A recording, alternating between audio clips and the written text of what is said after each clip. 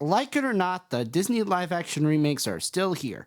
This time, instead of remaking a classic from the golden era of Disney animation, they've instead opted to go for a film that's really only 10 years old and whose sequel came out only a couple of years ago. Why did they do it? Money, probably. Or maybe The Rock just really wanted to play a live-action Maui. Whatever the reason, I'm not here to analyze that, or care really. They did it, it's here, and I'm here to give my thoughts on it. It's pretty much, as the trailers suggest, an almost shot-for-shot remake, something which worked really well for How to Train Your Dragon last year, but which is also both this film's greatest strength and its greatest weakness. It's already a pretty strong and well-loved story by fans, so changing it the way they did with Lilo and Stitch last year would have been a total catastrophe. And part of the fun of a live-action remake is seeing how certain shots translate to real life.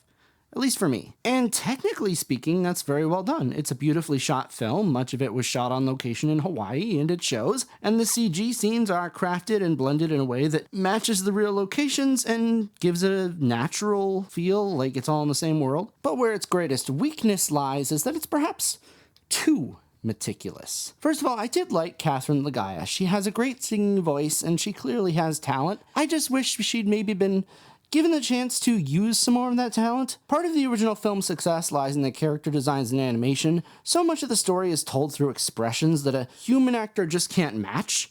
And in order to bring that to live action, it needs to be played a slightly different way. But it feels here like the director just gave her a bunch of blocking and told her to do it exactly like this. I mean, yeah, it's a movie, that is generally how it works, but I feel like it needed a little more human spontaneity in the performance to counteract the absence of the animated expressions, if that makes sense. Again, I'm not saying she was bad or anything, it just felt like something was missing. As for The Rock, well, I'm a little mixed on that too.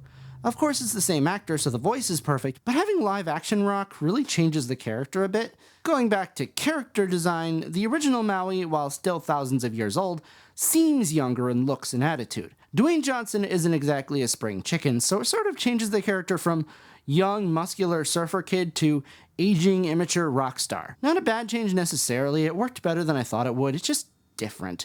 And again, like Catherine Ligaya, I wish there had been a bit more energy to his performance. I'm not saying they needed to ham it up like living cartoon characters, but they both somehow seemed a little flatter than they needed to be, and I think it's down to the direction more than the performers. Having said all that, I want to add that I didn't hate the movie. The story carries over pretty well for the most part. I don't think it's bad, I just think it could have been better. Also wanted to add there were quite a few families there, including one with a little girl dressed as Moana. And that was kind of a reminder that I'm not the target audience for this movie, and neither are the other 40 to 50-year-old men on YouTube who are bashing the film as much as they can for no reason. I mean, I was an adult when the original came out, so I wasn't even the target audience then. I think if I did see this as a kid, I probably would have absolutely loved it. And I will say, the kids a few seats down from me seemed to really enjoy it. It may not be my favorite movie of the year, but I still had fun, and for a new generation of kids who don't care about box office or online grouches, this might be a new favorite. It might even be one of the seminal moments of their lives that will instill a lifelong love of cinema.